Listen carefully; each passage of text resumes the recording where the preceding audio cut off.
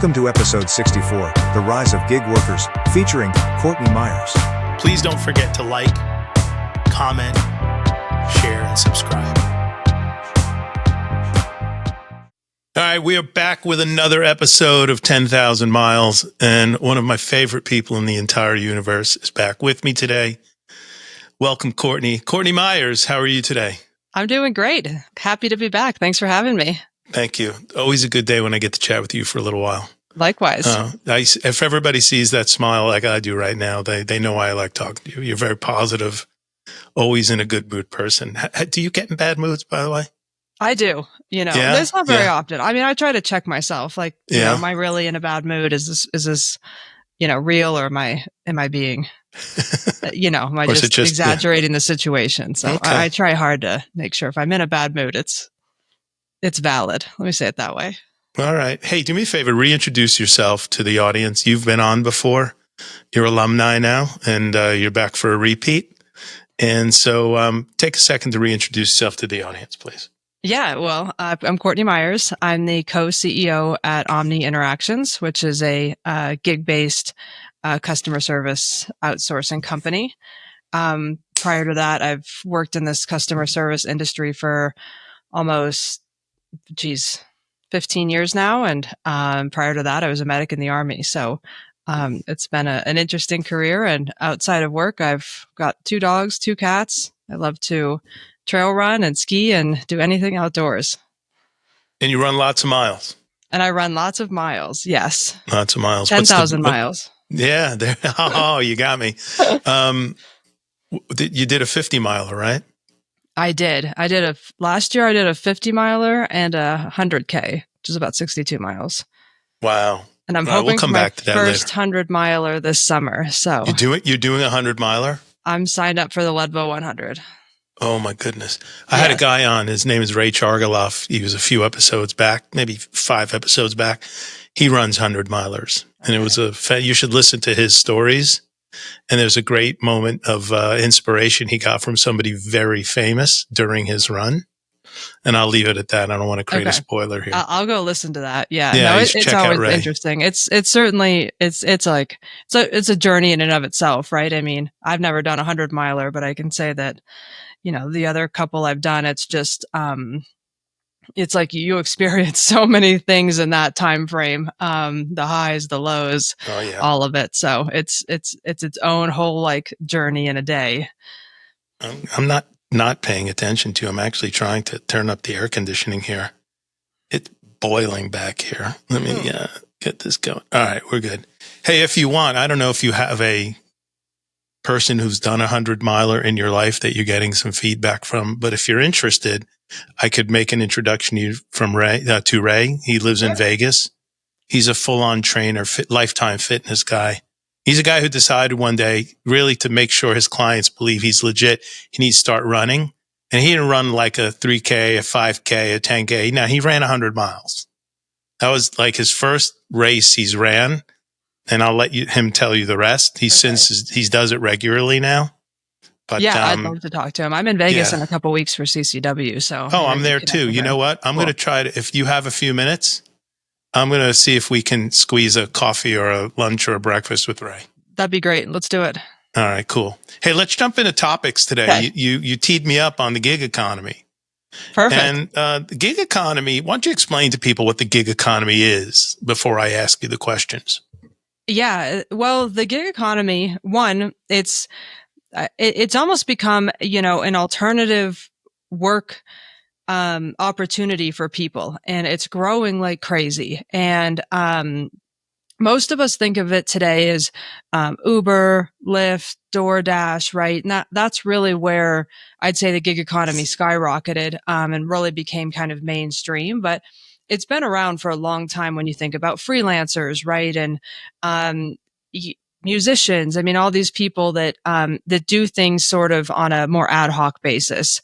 And the gig economy just continues to grow. It continues to touch more industries, and it's alive and well in the contact center industry, and many other industries. But fundamentally, it's people working on a 1099 basis versus a W-2 basis. So they're independent contractors instead of employees of a company. Cool. Do you have any stats readily available? If not, I could look them up while we're rocking and rolling here about how the gig economy is rising statistically. Is there anything you guys track?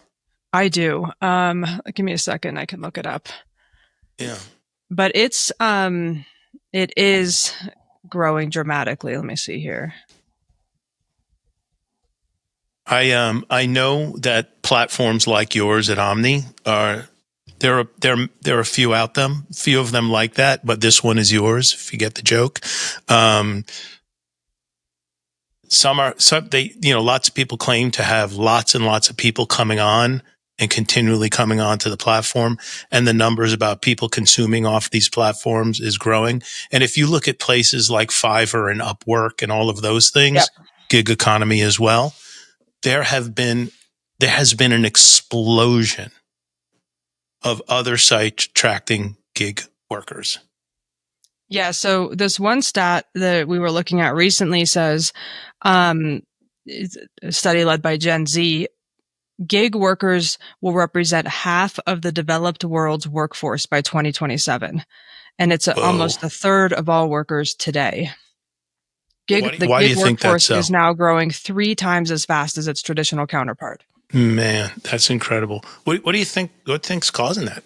What's bringing people to the gig work? Well, I think one, the desire for independence, right? I think people, I think the world of work and people's expectations has changed. And, if we look back to the 40s, 50s, 60s, right? You went to work for a company and you stayed there for 30 years and you got a pension that, and nowadays I think, let me back up, over time that has shifted, right? I mean, when was the last time you met anybody who worked for the same company for 30 years? It doesn't happen very often. And the pensions are gone, right? There's no reason to stay somewhere for 30 years. In this day and age, right? There's very, very few companies left that still offer those types of things. And so I think the reality is loyalty on both sides of the fence has eroded, over the last 40 years. Mm-hmm. And then, with the rise of the internet and accessibility to information and the desire to travel and see more places and, all of that, I think it's just kind of a confluence of things that has led people to say, companies don't really care anyway, for the most part, let's be honest. And then I want to have my independence to be able to do all these things, right? To go travel and see different places. And so I think for people, fundamentally, they've decided they're better off piecing together gig work and having control over their own time and schedule and freedom versus committing that to, a single company and hoping that they don't get laid off in the next round of layoffs or the things we see in the news every day. Yeah. I'm going to jump to the side of the company real quick, and I'm going to bring it back to the other side, and you can see the point I'd like to make here. It's not easy being in business. No. Okay. It's a lot of work. And most people who work for companies, they go home. They don't worry about payroll. There's everything from small business all the way up to giant corporations. They don't worry about operating lines. They don't worry about the electricity, the facilities, the storms, and all the layers of preparation, preparedness, and resiliency that you need to keep your business moving, including a customer base that becomes loyal to the products and the people that work for you. It is not easy. It is not for everyone to create their own business. Everybody, businesses make it look easy, especially the bigs, Amazon, Apple, right? Yep. Microsoft, all these companies that rose like the phoenix, from the ashes. On the other side of it is that these companies largely, and even, you start with publicly held companies, they live in 90-day cycles, meet the quarter, as much as they're investing for the long term and doing that. I mean, they've got to meet quarter expectations, analyst expectations. They go out and say they're going to make, 50 cents a share, and they make 48 cents a share. The stock tanks, and that can drive millions of market cap down. So businesses are forced in that model to make very tough decisions about their bottom line on a regular basis. And to your point earlier, that is potentially the next round of layoffs. Yep. So I have an understanding and somewhat of a bit of empathy for what it's like to be the business owner, because I am one. But on the other side, people used to think like, I got a job, I got a paycheck, I got benefits. And what did that all mean? I have security. Exactly. And you know what I've come to learn? And I'm watching lots and lots of people around me.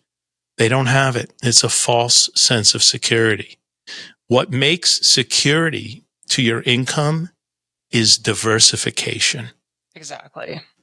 And I think the gig economy gives people the ability to create a sense of diversification. Now, I'm not sure how many customers you allow workers to have, particularly on your platform, but if they committed to 20 hours a week for you, would you take that worker if they did a great job? Oh, I mean, absolutely. We only, for us, they can only have one customer for the most part. Right. But my But point is, if they did 20 hours with you, they could do 20 hours with somebody else. and that happens constantly. I mean, on 20 hours is about our expectation. We don't hope or seek more than 20 hours on average per person, because we understand that it's the gig economy and that they are working, they're doing other things for other companies. And so that, to your point, I mean, we want them to be diversified. Yeah. Resiliency is key. And so when you think about this new security, the new security isn't waiting to work for Vic or Courtney in hopes that the pay keeps coming. It's to have multiple income streams where if you take a hit on one, boom, a little blow to the chin, you take a step back, you go forward. Let's say the other source I'm getting 20 hours from drops off. Well, I've got a choice to find another source or knock on Omni's door and say, hey, can I grab some more time? Yep. Right? And if it's available for their customer and their client, the way you're structured, likely an opportunity to do that, especially if they're a performer in the organization. Talk about this specific to contact center. How does gig work really most positively impact the contact center?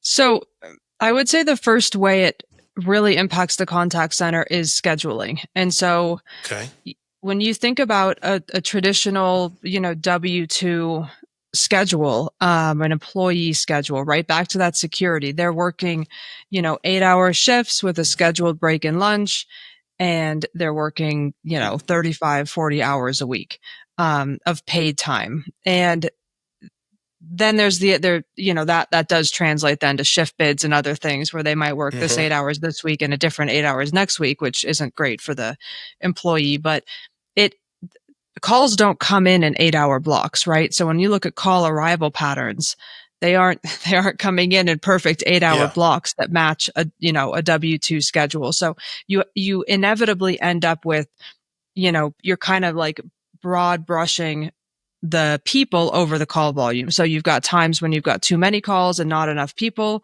and it's impossible to flex that at all. And then you've got times when you've got too many people that that are on shift, that are employees, and you can't send them home, and not enough calls. So you're basically just, you're spending more money than what's necessary. In the gig economy, that kind of gets turned on its head, right? So everybody's going to pick their own schedule, but we do that in 30-minute increments based on the call arrival projections. So we're going to build enough schedules to match what the client needs, on a literally every 30-minute basis. And then that group of gig workers who are certified on that account, they choose their schedules and they go pick it up like Legos, right? So, this stack of Legos is this high for this interval. This one's this high. And then they can go make their own Lego stacks basically that equate to their schedule. So they're going to work maybe an hour and a half, take a half hour off, come back for 2 more hours. And then basically that puzzle comes together. And so you've got very, very precise scheduling based on what, you think the call arrival pattern is going to be. And then you've got, people that are going to work those schedules. The other thing that's great is you mentioned the 20-hour thing. And, I think I personally think that it's very challenging, and I've always felt this way, for somebody to work in a contact center for more than 25, 30 hours a week. It's a challenging job and it's exhausting, right? Nobody Can I calls say it because they're differently? happy. They Can I say call it because differently? they're mad or It's a they need beating. something fixed. It's a It's a beating. Yeah, beating. Yeah. exactly. Yeah. So I think, to be honest with you, I think you get the best quality of service when people are sitting, at that like 18 to 24 hour mark, so that they're working enough hours to maintain competency and understand how to do the job, but not so many that they're getting burned out. And maybe that empathy is deteriorating. How fast could you run a mile on a track if you had 4 people running versus 1 person? Exactly. Right? Yep. My job is to sprint for 1 lap. Exactly. I don't think I could do that today, but back in the day, I could have certainly done it. And I could get back there. I just don't run. But even at top athletes, right? You watch how those races are run. It's not a sprint from start to finish. There is a pace, and then there's a kick, and then it's done. Imagine you can kick the entire race. That's what gig work does. 100%. Gig work gives somebody to come in fresh, on their game, in the right mood, prepared to make a difference and really make an impact. And for those that, might not understand the schedule jargon that we just talked about, think about this pretty simply. You're looking at your calls, and I get a lot of calls from 11 to 2 on Mondays. It's a busy day. People get through breakfast. They start calling in. They have questions about what goes on. And then maybe payments are due on the 1st and the 15th. So 1st or the 2nd, I might see a rise in call volume. I'm either making a payment or maybe the day before on the 30th, 31st, right? Things happen. And then on the 15th, they're trying to beat a late fee. And so these are just some examples of real life things that happen in call centers where you're going to get a spike in call volume.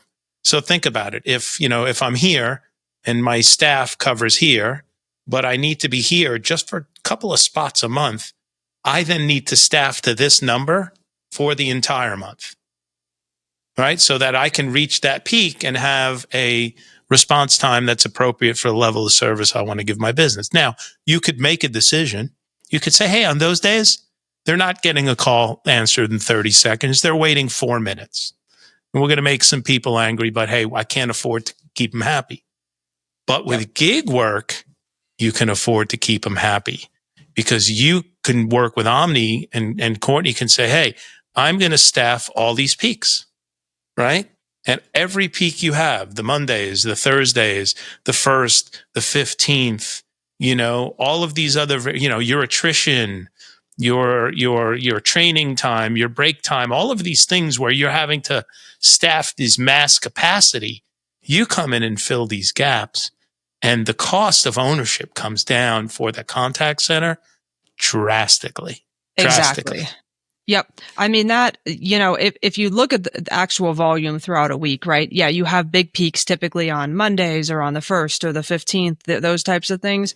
But then, if you can layer over a gig workforce on top of your, maybe your employee base, to your point, right? You can start to fill breaks, lunches, training times, and there's always fluctuations throughout the week. I mean, it's not like calls come in uniformly all day, every day. So maybe you let a little bit of attrition kind of pull back that employee workforce and then start to layer in the gigs so that we can be more flexible on top of that and really hit those call arrival patterns without holding extra staff. And that's where, you'll just see such value come in to hit service level and do it at a much, much lower cost.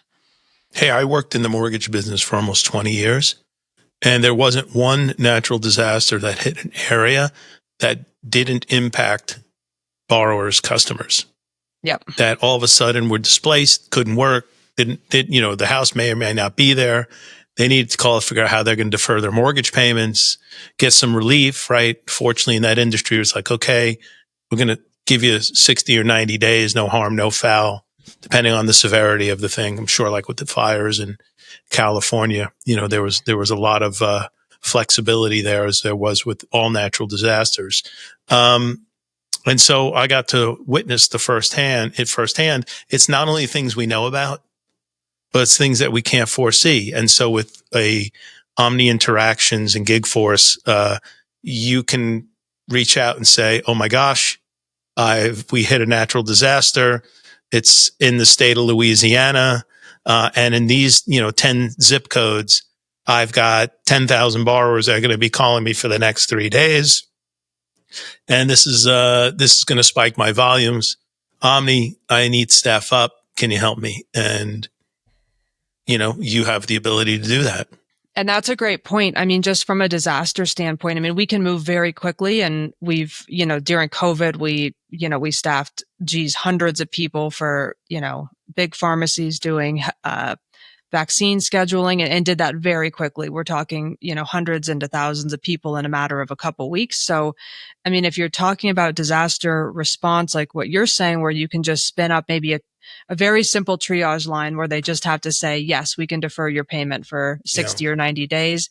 We can typically do that in a matter of a couple of days to make sure that we've got additional people there that are maybe taking one call type that's very simple. We can get them trained in a matter of a couple of hours, and have a kind of on demand component to what is otherwise, an ongoing component. There's a big myth out there about these are not my employees. They don't fit in the culture. The quality is going to be lower. I'm giving you all excuses, by the way. My environment's different than everybody else's. Our training is very difficult. I'm sure you've heard that more times than I have. How do you respond to all that? A couple of ways. So definitely, I will say if the training time is very long, it might not be a good fit for a gig workforce. So that is probably, of all the concerns you mentioned, that I'd say that's the only one that is maybe not overcomeable.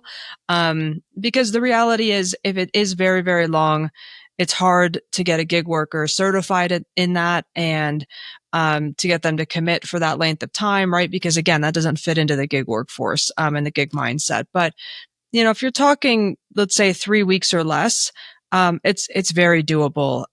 Everything else you mentioned, I would say, if anything, actually works better in the gig workforce, because quality is better for us. Yeah, we're going to go look for individuals. Let me back up and say that we tap into a totally different talent pool than a traditional kind of, contact center, because they get to choose their own schedules. And so now you've got a different demographic of people who are looking for gig work. So, that might be the stay-at-home mom, or someone who's semi-retired, or maybe a newly stay-at-home mom that had a great career, right? Now wants a way to contribute to the household without going into an office or having a full-time job. People with disabilities, obviously disabled vets. We have a lot of military spouses. And so we've got these great individuals that have a lot of life experience, a lot of possibly different career experience, things like that. And so our goal is to find, the right fit for them with the client. So whether they're a customer of that brand, whether they've got, kind of a good professional background that suits that brand.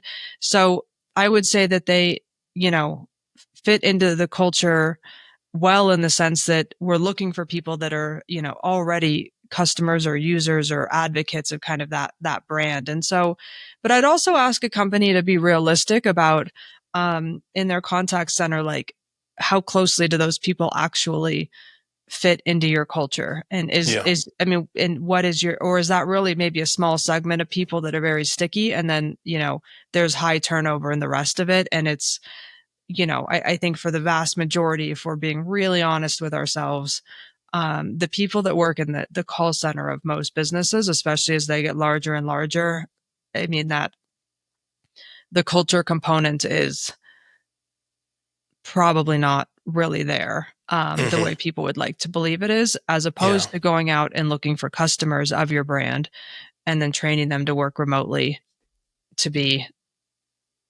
customer service representatives. I mean, I always say this to the culture piece. Hey, what's your attrition rate?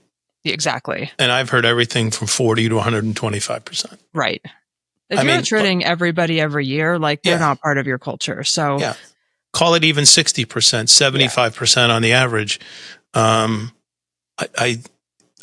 ran into one contact center at a very big bank that claimed they had 6% attrition, which was just mind blowing. And I would always say it's wonderful. I'd like to see that. Like to see the data on that, because either you're running super fat and super easy and it's the best, easiest job in the entire world and your metrics might not be as good as they need to be, or you're a genius. And so let's figure out what that is. If you're a genius, I want to drink some of that. Yeah. Or you're paying a fortune, right? Yeah. Well, that was the thing. They were paying a lot. Yeah. So if they're paying a lot and there's upward mobility, because that's another challenge in a lot of these, a lot of these jobs is there just really isn't maybe a tremendous amount of upward mobility. It's a starter job for people and they're working their way through college or, waiting on a better job. But yeah, so if you're talking about a contact center where you're willing to invest in those individuals, you're paying a good amount and you're providing them a career track inside your organization, then that's a different story, right? I mean, it's not a one size fits all, but there might still be opportunities for gig work to augment maybe some of those easier call types or things like that, where it doesn't make sense to do all the things we just discussed. So I'm gonna throw a challenging question out to you. Okay. So if I'm a potential customer and I'm listening up to this point, 25, 26 minutes in, I've heard 3 weeks or less training, better talent, flexibility. And I say, well, if it's 3 weeks of training, I would say it's a moderate to low complexity and skill set. And if it's a moderate to low complexity and skill set, can't I have an intelligent virtual agent do that work as well instead of? So how, are you running into people trying to battle that decision, and what's happening there? So, I mean, I would say in some sense of the word, yes. I mean, some of that just starts to get shaved off with different types of automation. I would say the majority of the clients that come to us, have, there's some alternative need for why it can't be automated, right? I mean, one, there's a lot of legacy systems out there in terms of what can and can't be done and needs to be done by a human versus what can realistically be automated in any near-term time frame based on the systems that exist inside the company. So, two, we do a lot of healthcare work, and so the reality is a lot of people want to talk to someone, or they have to provide a contact center based on Medicare, Medicaid rules. And so they're required to provide a US based contact center. Okay. Three, there's just the reality is there's a significant customer base that remains, especially specifically older people that want to pick up the phone and call a contact center. They are not going to use whatever automation you put in front of them. It's not going to happen, and they're not going to use it. And so I think there's still a lot of things out there today that are driving the need to staff a contact center, even for low to mid complexity calls. And I don't, frankly, a lot of I don't see that changing in the next 2, 4, if we look post 5 years, that it'll be significantly different. But there's still a lot of people and a lot of demographic that want to pick up the phone and call. Yeah. And it's funny, even amongst my peers, it's weird. I've seen the weirdest thing. I've seen a regression in tech capability and savviness. Now, I'm on the other side of the curve. I'm learning something new and executing something different every day because I just love this stuff and I love what I do. It's part of my workout, right? But I've seen people all of a sudden that were super competent at this stuff, and they're not old, man. These are not old people, but they sort of lost interest. And so as things advance beyond what they were interested in, they're off. They're not picking it up. And so tech will continue to advance, but the point at which people are able to execute and utilize that tech, there's a graduation point and they stop learning. And so what are they going to revert to? Last known interaction. Well, today what you're describing as last known interaction is the voice. Yep. maybe a few generations from now, it might be a text or a Snapchat, or some other platform that's not yet to be delivered, but we'll figure that out. Hey, I want to ask a question about, scale, tech and human insights, creating sort of an experience. I know you've got a lot of tech behind the scenes. You guys are committed to doing that. Where do you utilize tech to create a better experience, not only for your gig worker agent pools, but for the customers that you have? Great question. So a lot of our tech, I'd say really all of it is enablement, for our delivery. So we have not put any energy or effort into kind of customer facing tech. I mean, there's about 17,000 companies out there doing that. Yeah. So for us, what we've really focused on is, one, making sure that the GBAs, called gig brand ambassadors or agents, have all of the right tools for themselves to know how to get scheduled, how to choose their schedule, where they need to be for their certification class, and then what they need to serve the customer. So we build really cool chatbots for almost all of our customers that, we build them in Copilot so that they have basically guided workflows and intelligent bots at their fingertips that we load all of that, basically the training content into. So they're not waiting on, the old fashioned ways. In a physical call center, you raise like a paddle and someone walks over to you and you ask them the question and then they answer the question. And you think about the experience for the customer on the other end of that. Those are those long hold times that make people so upset. And it's, and you can tell you're not talking to someone who knows exactly what they're doing. And so, for us, that translates directly into the customer experience for our clients at the end of the day. So, it's a, lower handle time, lower hold time, which is the most important part of that. And an agent that can answer their question, quickly and seamlessly, even if they're new, because they have that information at their fingertips. So that's something, that's been very important to us, is just, of course, providing our agents that what they need to service our clients' customers, quickly and effectively. The second piece is we have to be able to understand what we're delivering. So, in terms of, across all of our clients, we're looking at literally every 30 minutes, and what was required, what we had scheduled, and what we delivered against that in terms of, headcount or hours every 30 minutes. So we've invested heavily in, a Snowflake data warehouse. So we pull all of that, all of that productive, all that schedule data, everything in, and then we're constantly slicing and dicing that to both look ahead and say, hey, on Friday from noon to 1, we are a little short. And then we've got automation that runs in the background that actually sends texts and emails to everybody that's, part of that program that isn't scheduled during that time to say, hey, are you available to pick up any time between 12 and 1 on Friday? And so that engine runs in the background to make sure that we're getting, all of those shifts filled, on a forward-looking basis. And then, of course, on a real-time basis, we want to know how many people are supposed to be here, how many people are actually here, who's missing. And then same thing, we've got technology that is looking at that and then automatically reaching out and saying, hey, you had a shift right now and we don't see that you're present. And then, of course, historical looking to make sure that we're hitting those interval compliance numbers.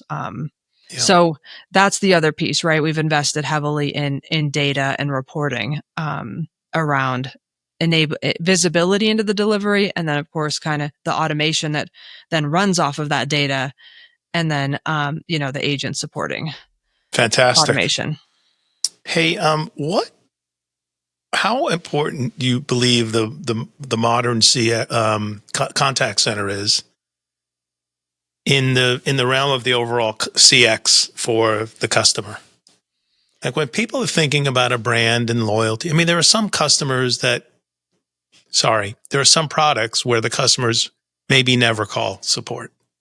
Yeah. And I think Netflix is probably one. Although I'll be surprised, they probably have more calls than I think they do. I mean, you think Really? billing issues, and especially as they keep, this is true.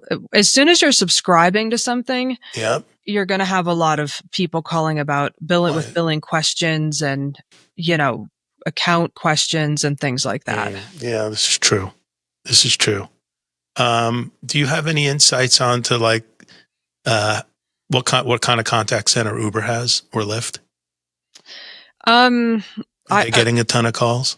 I don't know that they are. I actually think the vast majority of Uber and Lyft's contact center is driver support. Okay. More so than customer support. Interesting. I was just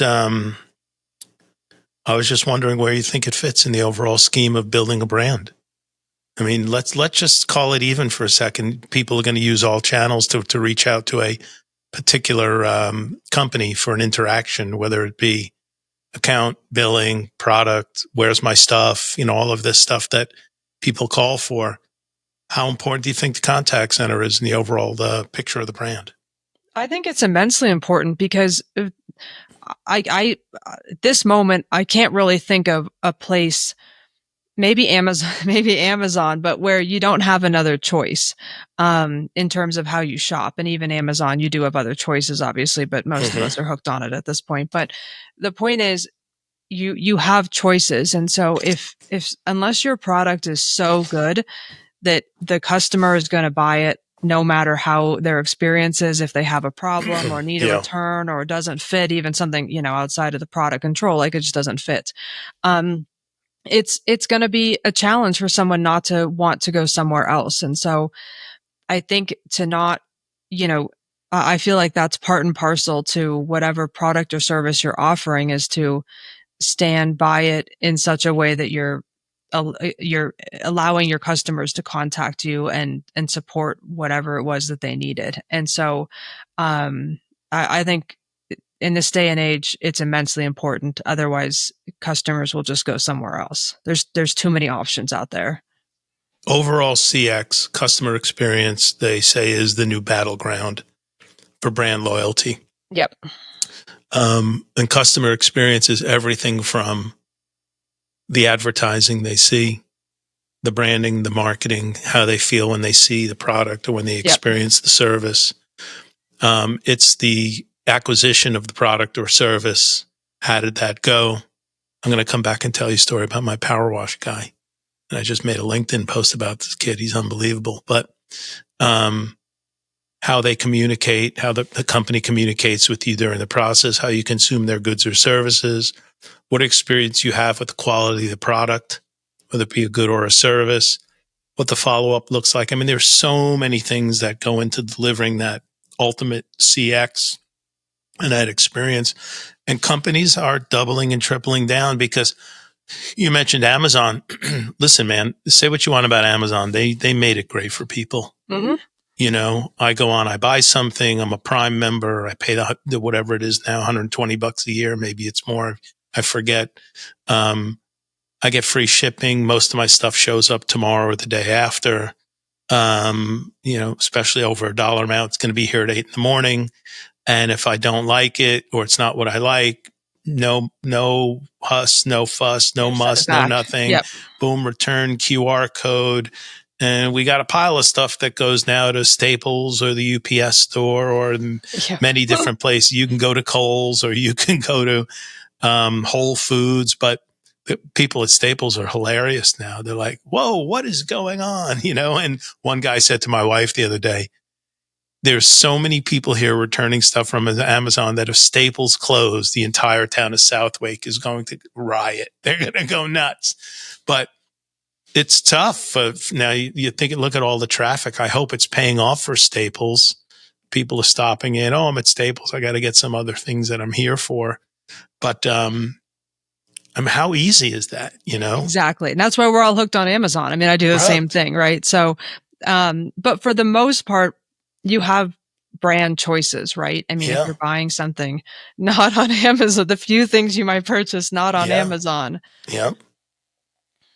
But I just bought some pants from a company called Bird Dog. Have you ever seen their advertisements? Bird Dog, amazing stuff. I bought 2 swimsuits for the summer, and I bought a pair of pants. And they claim that their material looks and feels like a khaki, but it's like it's a little flexy and never wrinkles, and it looks great. And And I wear these pants all the time by a company called Red Vanley, which are just, to me, a 10 out of 10. I live in these things. But the Bird Dogs pants quite didn't fit the way I thought I would like them to fit. So beep, beep, couple of scans, boom, return thing. Once the box, much like Amazon, once that return code hit the mail system, refund. Yeah. That's the other beautiful thing about Amazon. I'll walk into a UPS store with a box. They'll scan the thing. I'll get in the car. I'll look down. Bing. My phone will pop up and say refund. Done. Yep. Just an incredible amount of automation. That CX is fantastic. I have had to call Amazon 2 times. Matter of fact, sorry, it was once. And then I realized I could do the same thing over chat. It was just as quick. And if there's not something I can exactly do, with their controls, return, replace, all of those things, the chat's perfect. Chat works great. Unbelievable. I got a question for you. Okay. I've been thinking about this too prior to today. So when people go to work and they have jobs, there's this connection to leadership. They like not only working for a company and serving a customer and having a place, but they love working for the people that lead the company.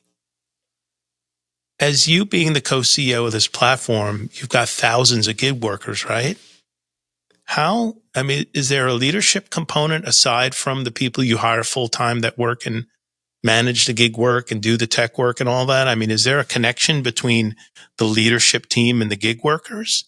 Is there not? People feel more independent? How does that work from the other side of the lens? Yeah, it's a great question. Obviously, we are mindful of what, level of kind of, leadership, quote unquote, you're providing, gig workers, but there's certainly a component of, every program, every client or program has a leadership team, right? That manages that client and interfaces with them and understands all the workforce requirements and the training and all of those things. And, the account management team. And so that team's job is to make sure that the gig workers on that program have everything they need to be successful. And I do think a big part of that is people like to be engaged, to your point, right? They don't, nobody likes to be managed or any of these other things, but they do like to be engaged. Yeah. And so it is that team's job to create an engaging environment for the people, the gig workers on their program. And that means, doing like fun, when we're kind of saying, hey, here's an update to a process. Mm-hmm. We're pushing that in we call them gig talks, right? They're, like a fun video, stuff like that. A lot of times they do, contests or, I don't want to say costume days, but, send picture of your pet or, pet memories or stuff like that, right? That do kind of create an environment that is engaging and interesting. And, it's great if the gig workers start to connect with one another, because it just makes it better for everybody, right? An engaged person in any sense of the word is better than one who isn't. And so, and then we do things at a company level, like Chris Mahana Kwanzaa, and we do that during the week, a week in December, Chris Mahana Kwanzaa. Man, that's brilliant. And we, we try to hit all the holidays and we just make it a general celebration kind of at the end of the year. We do lots of giveaways and lots of things. And, what's amazing about that for us, is the feedback we get from the gig workers about just, Omni changed my life. I've found a place that I can earn money. I can do it on my schedule. It allows me to take care of my aging mother and take her to her doctor's appointments. And I don't know what my life would look like, without an opportunity like this. And we just get so many stories of people that just, they needed that, right? They just need a way to earn money and do it, in a flexible way from home because of whatever other life circumstance they have. Yeah. And, And so I think when people can share that amongst each other at a broad level, that's always really neat to see how people's stories align with one another. And then at a day-to-day level, like I said, right? I mean, making sure the information we're sending is engaging. The teams have places to engage with one another. There's usually kind of like a water cooler chat type of thing where people can just chat with each other more freely. And then of course there's program chat, et cetera. But does that answer your question? It does. People want to feel like they're a part of something. Yep. If you look at all the trends of things that go on outside of work, CrossFit, pickleball, golf, running, there are always clubs attached to all these things. Exactly. The running club, the pickleball crew, the CrossFit box. I mean, those are communities that people get attracted to because they want to feel like they're a part of something. There are people, who like to go do things on their own, go on a hike alone, go work out alone, do all that. But ultimately, the vast majority of people want to feel included in something. And by you doing all of that, that gives people the opportunity to say, hey, I'm not just a mercenary here, logging in for 2, 3, 4 hours and shifting off, and they never think about me again. I can participate in something fun. At our company, we do a couple of times a year, a few things to sort of bolster up the fun. Well, every other week in our team meeting, there'll be a question of the week. And it could be like, what's your favorite movie and why? If you had to live in another country for a year, which one would it be? What's the one fun fact about you people might not know that you're willing to share? What's one that you're going to share today, but you never thought you would? It's getting tougher to find questions. But people, so the other things we do, we dress up in the costumes for Halloween and we take the big picture. It's a lot of fun. People love it. I mean, people show up and you got to see the costumes that they spend time on. And it's neat because it brings a little more humanity and connectivity and your personality into work because, you're in a box or you're doing your work and you don't get to share outside and people don't know who you are. I've got guitars in the background. Moving my desk with the guitars behind me for work and business has been one of the greatest things because I've met so many other musicians. Yep. They pop up and go, oh, check out my Martin, D15 or move the camera and there's a drum set in the corner or a keyboard or, my God, I've come up and, I've inspired so many people to hang their guitars and instruments behind them. People I was on the phone with for years. And all of a sudden I get back on a call with them months later, 4 guitars, the drum sets in the background, right? It's a beautiful conversation piece. If I had a political sign behind me, I got a 50-50 shot that somebody's going to like it or hate it, right? No matter what it is. Not a lot of people get mad about guitars and music. It's a pretty good thing. But back to inclusion, Yep. People want to feel included. And it's cool to hear that in this gig economy. And I think that affects the quality of the output, which is why I'm spending so much time. 100%. Yep. Right? Affects the quality of the output. So, in order to do this right, you still have to do the things that you think might be void in a robotic environment, right? Having fun, bringing out, making connections.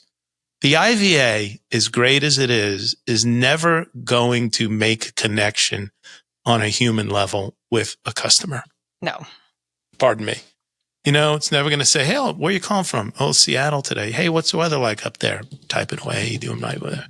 Oh, it's beautifully and sunny. Oh, I used to live up there. Where'd you live? Oh, I live, blah, blah, blah, whatever. It's like, all of a sudden now I have this, if I have the right agent, and I'm not digging too deep into personal lives, but I can engage somebody in a way that's meaningful and make a connection. That's good for my brand.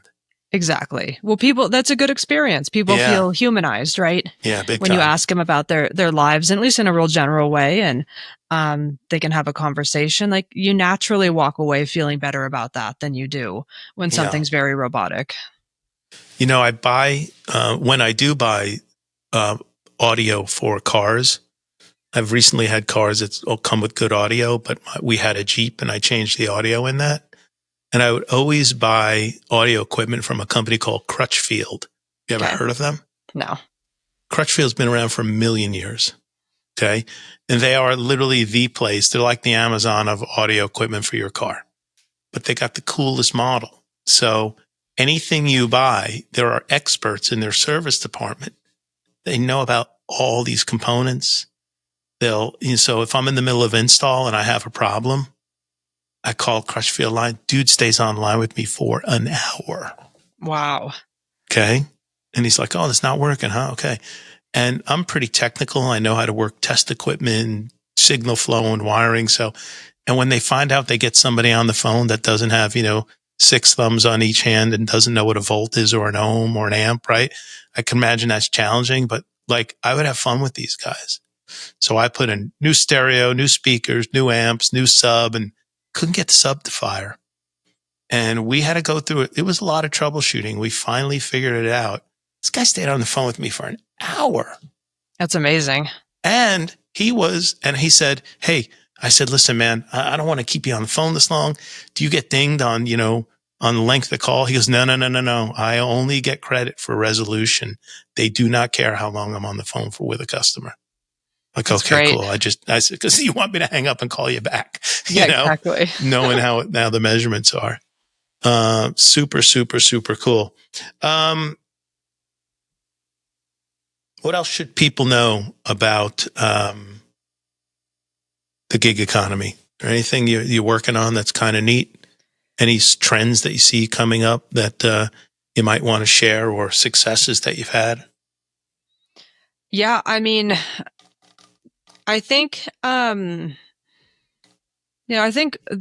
thing is if you can really lean into this, I mean, it's not, like if you stand up any new contact center, there's a break-in period, right? I mean, everybody doesn't just magically know your product and your business and things, but, we had one client, it took us, I think probably by week 3, we were beating their internal team on average order value, right? And so, it was significantly higher than theirs. It was like 140% higher. And so I think, it's a big number. The quality of people, we do start more people on the front end, right? So it may appear kind of from a roster or class standpoint that our attrition is higher, but in a lot of ways that's by design, so that on the back end, right? I mean, what really matters is who completes class and starts taking, answering your customers' calls.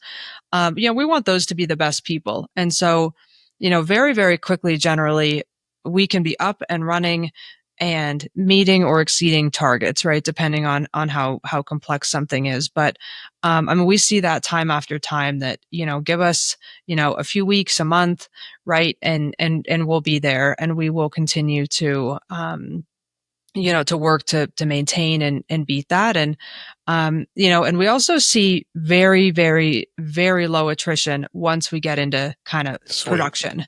Nice. So if we start measuring it at 45 days of production, we see our average tenure is more than 600 days, across all of our programs.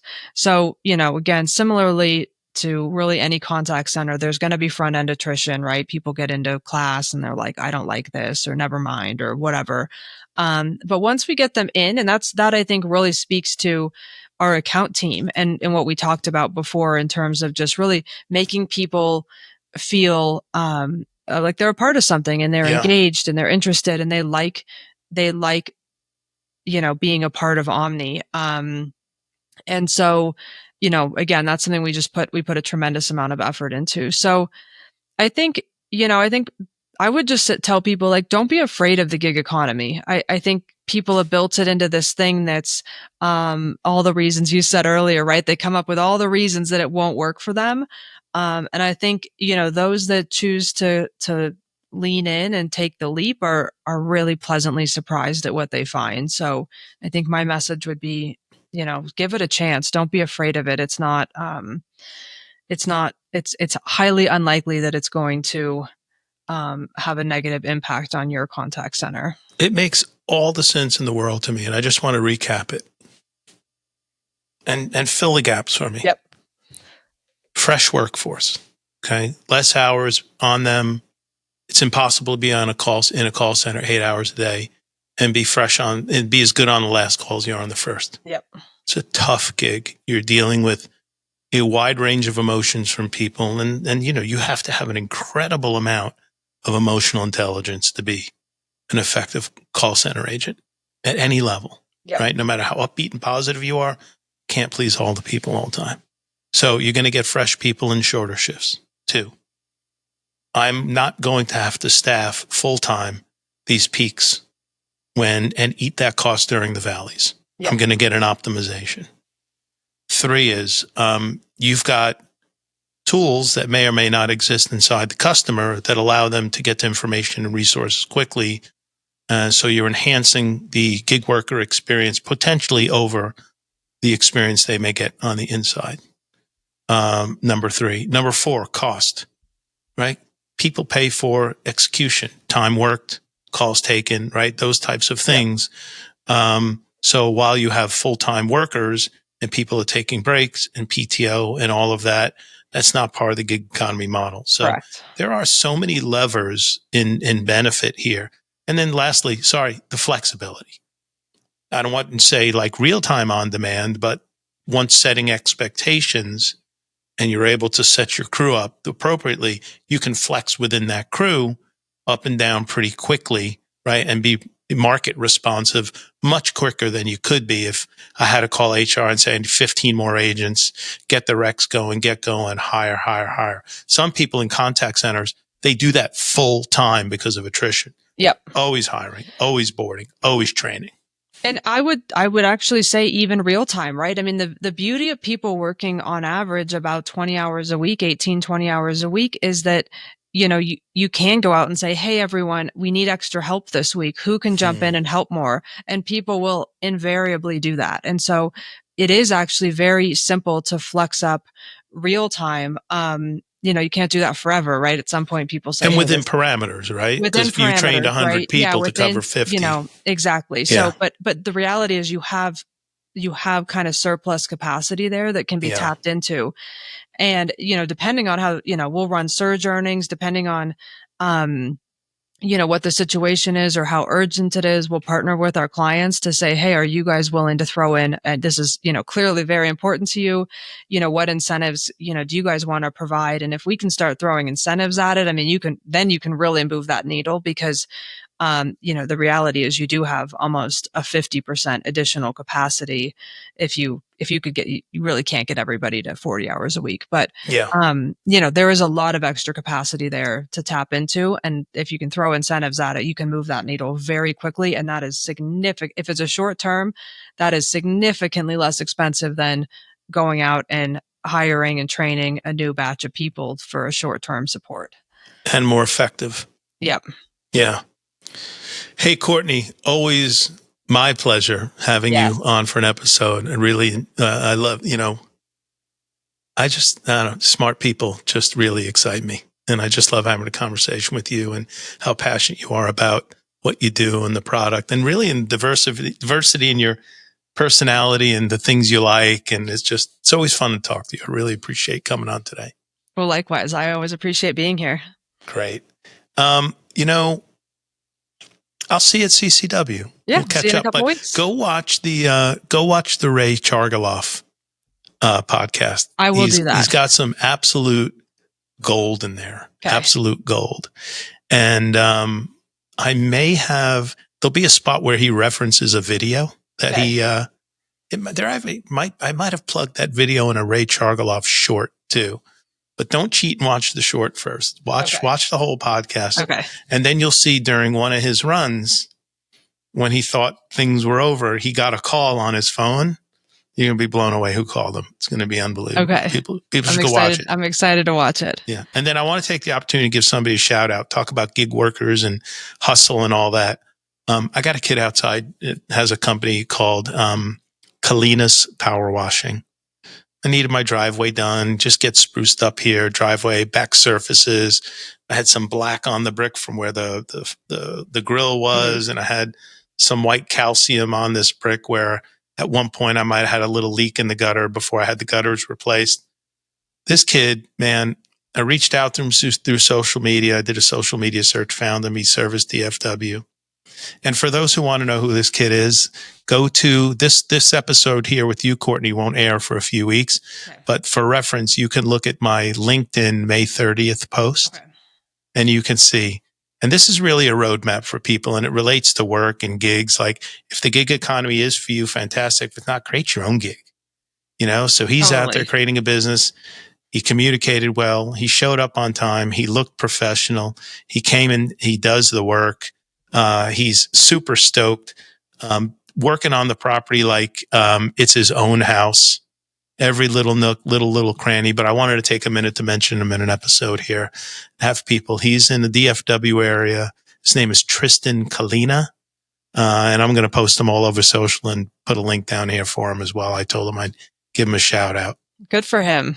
Yeah, great kid. 26, 5 years in business, and doing amazing. That's great. Awesome. Have an amazing day today. Thanks so much for coming on. Talk soon. All right. Thanks, Vic. Bye. Please don't forget to like, comment, share, and subscribe.